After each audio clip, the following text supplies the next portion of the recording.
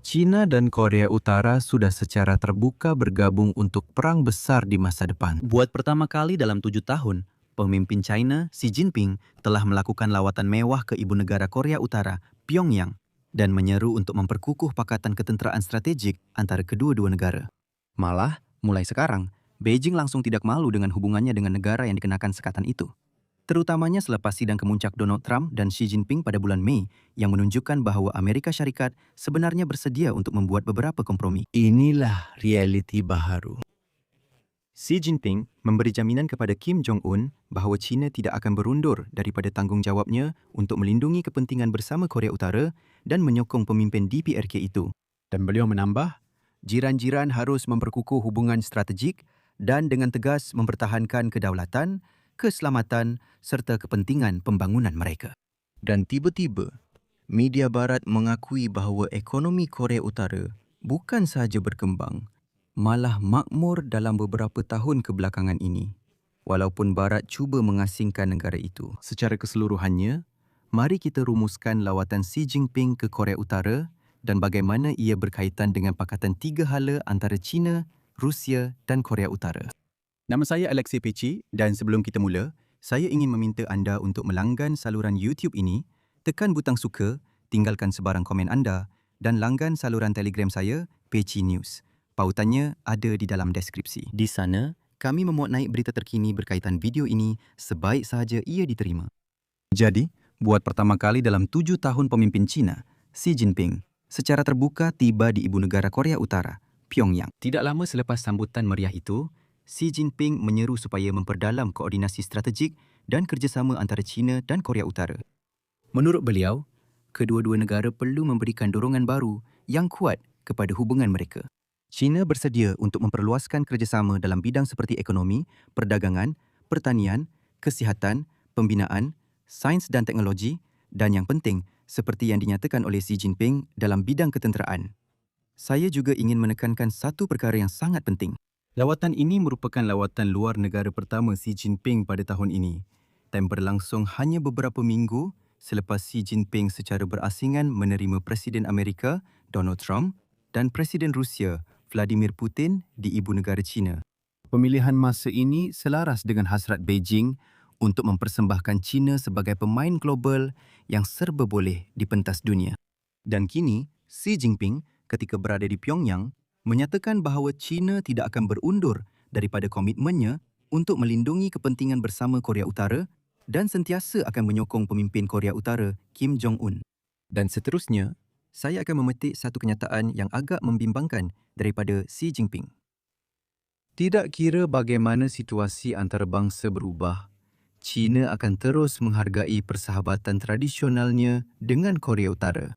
Sokongan teguh terhadap kepimpinan Setiausaha Agung Parti Buruh Korea, Kim Jong-un, dalam usaha membina sosialisme di DPRK akan kekal tidak berubah. Begitu juga dengan tekad yang kukuh untuk melindungi kepentingan bersama dan persekitaran strategik yang menguntungkan. Hubungan antara DPRK dan China kini berada pada permulaan sejarah yang baru. Saya menyeru agar kerjasama dipertingkatkan dalam bidang seperti diplomasi, penguatkuasaan undang-undang dan ketenteraan, serta pertanian, perdagangan, teknologi dan pembinaan. Sila ambil perhatian bahawa Xi Jinping secara terang-terangan menyatakan bahawa China dan DPRK perlu bersama-sama membangunkan bidang ketenteraan. Walaupun pada tahun-tahun sebelumnya, beliau agak segan untuk menyatakan secara terus terang bahawa sebenarnya Beijing dengan kelengkapan telah membekalkan Korea Utara dengan senjata yang sama.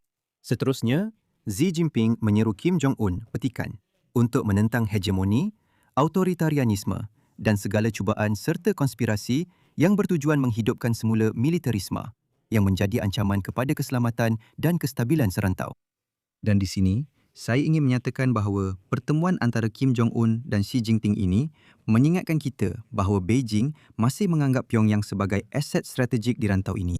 Dan kini, kita dapat melihat paksi kejahatan yang pernah kita bincangkan dahulu sebagai sesuatu yang samar-samar. Tetapi kini, ia telah menunjukkan niat sebenar dan tidak lagi bersembunyi. China dan Korea Utara, bersama-sama dengan Rusia dan Iran, mempunyai kepentingan bersama untuk melemahkan pengaruh Amerika Syarikat dan menggugat Pakatan Barat. Dan kini, Mereka melakukannya secara terbuka selepas Donald Trump jelas menunjukkan kelemahan pada sidang kemuncak dengan Xi Jinping pada bulan Mei.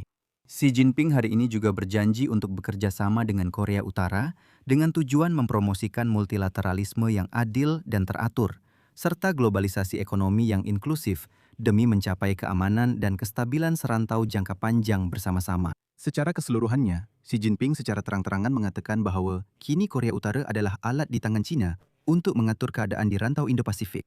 Dan di sini, penting juga untuk dinyatakan bahawa kestabilan hubungan yang semakin baik antara Korea Utara dan Rusia serta pendalaman hubungan antara Korea Utara dan China boleh mempengaruhi berapa lama Kim Jong-un akan terus dapat mengabaikan sepenuhnya Washington dan Seoul, iaitu Amerika Syarikat dan Korea Selatan.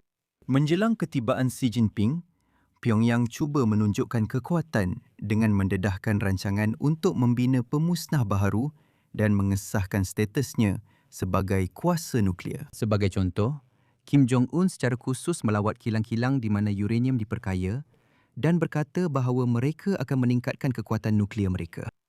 Tetapi tanpa China, ancaman seperti itu mungkin tidak berkesan. Dan Xi Jinping telah mengesahkan bahawa China akan menyokong Korea Utara dalam apa jua keadaan. Sebagai tambahan, Kim Jong-un telah mengadakan sambutan rasmi untuk Xi Jinping. Pemimpin China disambut di Pyongyang dengan permaidani merah, kawalan kehormatan, kanak-kanak memberikan jambangan bunga.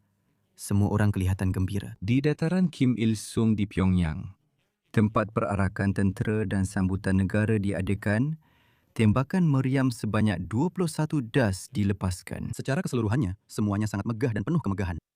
Tetapi di sinilah, pada pendapat saya, kegagalan tekanan Barat terhadap DPRK terbongkar. Wall Street Journal telah menerbitkan satu artikel yang meruntuhkan imej Korea Utara. Negara tertutup ini secara tiba-tiba menunjukkan pertumbuhan ekonomi. Seperti yang ditulis oleh penerbitan itu, perkara ini dibantu oleh penjualan senjata dan penghantaran tentera ke Rusia, pembiayaan dari China serta keupayaan untuk mengelak sekatan ekonomi dengan menjual tenaga, komponen dan bahan-bahan.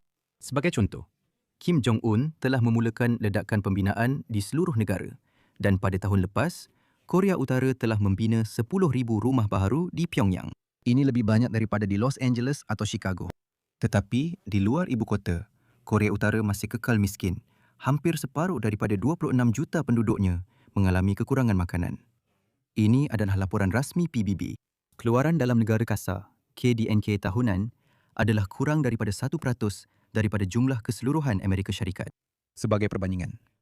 Dan negara ini sudah tentu adalah salah satu pelanggar hak asasi manusia terburuk di dunia. Namun begitu, di sini saya ingin memetik satu kenyataan daripada Wall Street Journal yang paling mengejutkan saya. Petikan. Pusat Analisis Korea Selatan menerbitkan laporan dengan tajuk Sekatan Tidak Kelihatan dalam Imej Satelit.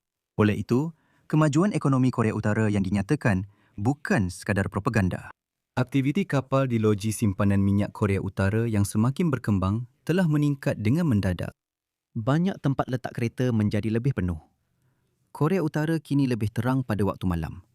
Kira-kira 3 kali ganda lebih cerah berbanding 5 tahun lalu. Maksudnya, anda ingat gambar-gambar di mana kita melihat imej satelit di mana Korea Selatan bersinar terang.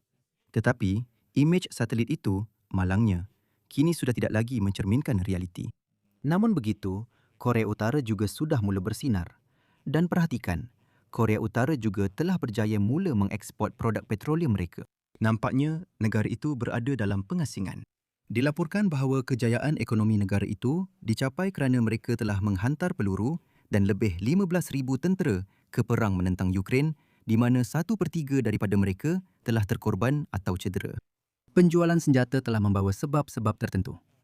Korea Utara memperoleh berbilion dolar menurut anggaran Institut Strategi dan Keselamatan Negara Korea Selatan.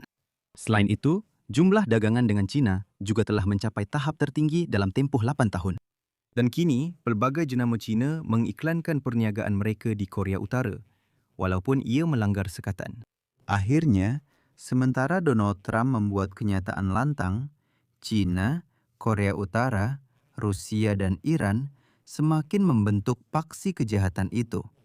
Dan mereka kini tidak lagi menyembunyikannya. Di sini saya akan berhenti seketika. Sila tulis pendapat dan kesimpulan anda di ruangan komen di bawah episod ini. Langgan saluran ini, tekan loceng Dan jangan lupa untuk tekan butang suka. Itu sahaja untuk kali ini. Jaga diri anda. Jumpa lagi.